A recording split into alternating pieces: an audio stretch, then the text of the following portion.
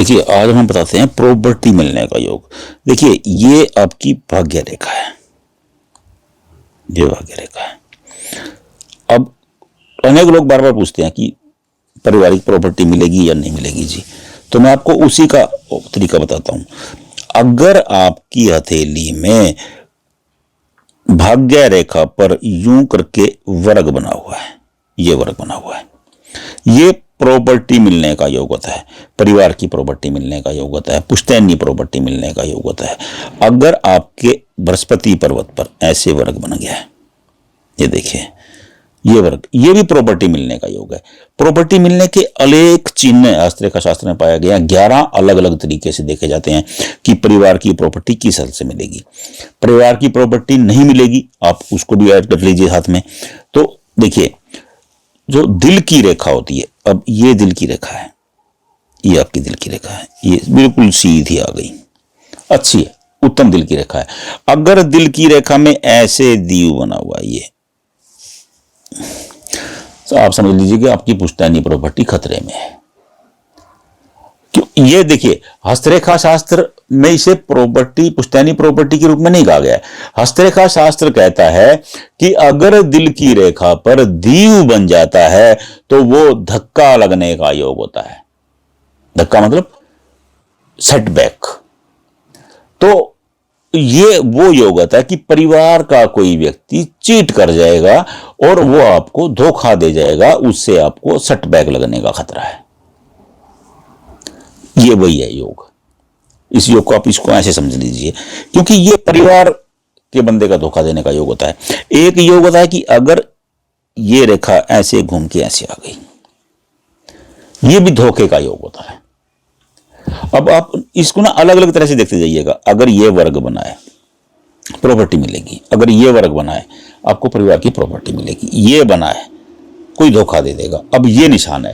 देखिए हस्तरेखा शास्त्र कहता है कि अगर दिल की रेखा दिमाग की रेखा से जाकर के मिल जाए तो ऐसे लोग अपनी लाइफ के इंपॉर्टेंट डिसीजन, महत्वपूर्ण फैसले दिमाग की बजाय दिल से करने लगते हैं और इसी में ही कोई अपना चीट कर जाता है।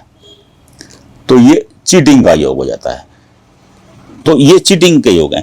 अब आप दो देखिए, आपकी हथेली में अगर पहले ये देख लीजिए वर्ग, ये वर्ग बना है, प्रॉपर्टी मिलेगी आपको, कोई टेंशन नहीं लेने का।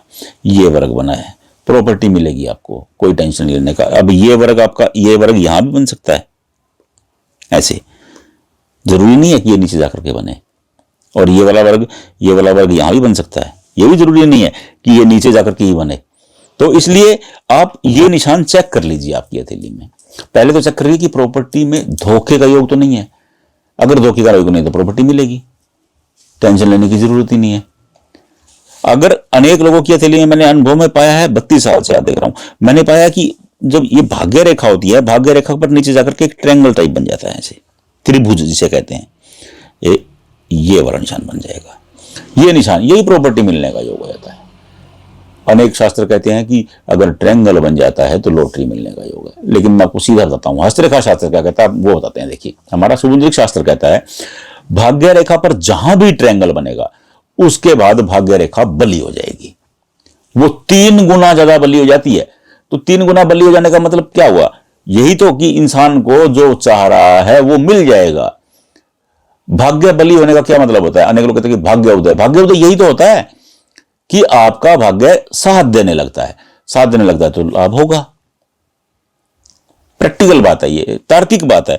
अब तार्किक बात पे जाएंगे हम लोग। क्यों? अगर शुभ संकेत आ जाता है तो वो शुभता को लिए होता है, अगर बुरा संकेत आ जाता है तो वो बुरत्व को लिए, यानी कि वो नुकसान को लिए हुए होता है। तो आप अपनी हथेली में खुद चेक करके देखें। आपकी हथेली में आपको पता लग जाएगा कि आपको प्रॉपर्टी मिलने का योग है, वेरी गुड। लॉटरी निकलने का योग है, वेरी गुड। तो ये इसी से ये निशानों से पता लग जाता है। आप अपनी हथेली में मिला करके देख लें, आपको पता लग जाएगा। नहीं मिला पा रहे हैं, हमारे व्हाट्सएप पे भेज दें, इसी नंबर पे व्हाट्सएप है, आप नंबर पे भेज दीजिए, हम आपको बता देंगे। राधे राधे।